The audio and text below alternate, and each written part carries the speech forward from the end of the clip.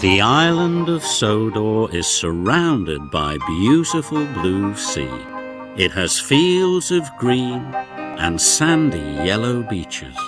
There are rivers, streams and lots of trees where the birds sing. There are windmills and a coal mine and docks where visitors to the island arrive. Welcome to the island of Sodor.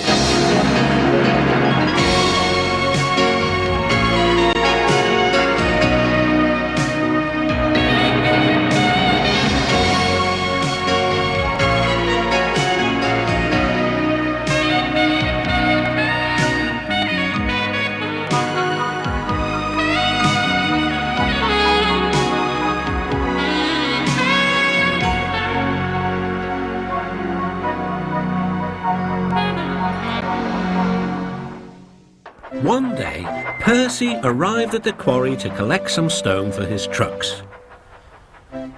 Snow and frost lay everywhere. There was not a sound to be heard. Percy ventured further. He found Mavis, the new diesel engine, resting in the shelter of some rocks. "Cheer up, Mavis," he whistled.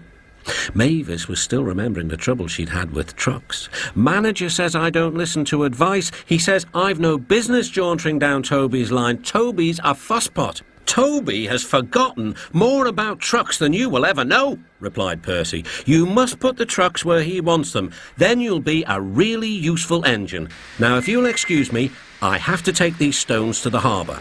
Mavis liked Percy, but she still wouldn't listen to his advice. "Why shouldn't I go on Toby's line?" The siding arrangements were awkward. To put the trucks where Toby wanted them, Mavis had to make several journeys. She started making a plan. "If we use the teeniest bit of Toby's line, we would save all this bother." Her driver, suspecting nothing, allowed them to go as far as the first level crossing. A few days later, the weather changed. As the snow melted, the quarry grew busy again. Some trains were so long that Mavis had to go beyond the level crossing. Now for her plan. She would go further down the line without it seeming her fault. "Can you keep a secret?" she asked the trucks. Yes, they chattered. "Will you bump me at the level crossing and tell no one I asked you?" The trucks promised. But whilst Mavis was away, Toby arrived. He decided to shunt the trucks himself. The trucks decided to bump him anyway. They reached the level crossing and Toby's brakes came on. This was the signal for the trucks. On, they yelled. Toby was away with the trucks screaming and yelling behind him. No one realised that melted snow had turned a stream into a torrent and the bridge above it was about to collapse. The rails were now like a tightrope across the thundering water.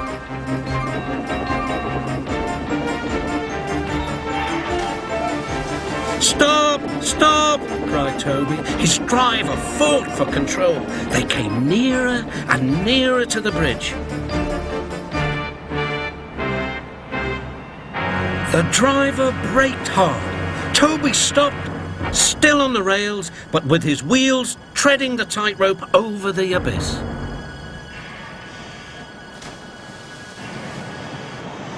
Mavis was horrified and quickly came to the rescue. Workmen anchored Toby with chains whilst she pulled the trucks away. Then she helped Toby to safety.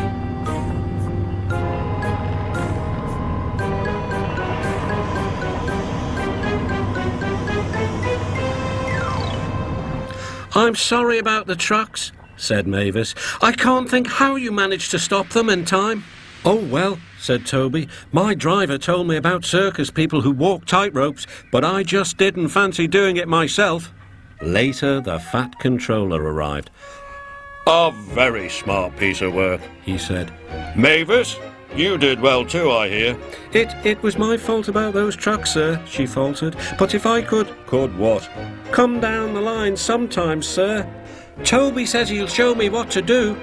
Certainly, replied the Fat Controller, if your manager agrees. And so it was arranged. Now Mavis is as happy as can be, and the Fat Controller thinks she's really useful indeed.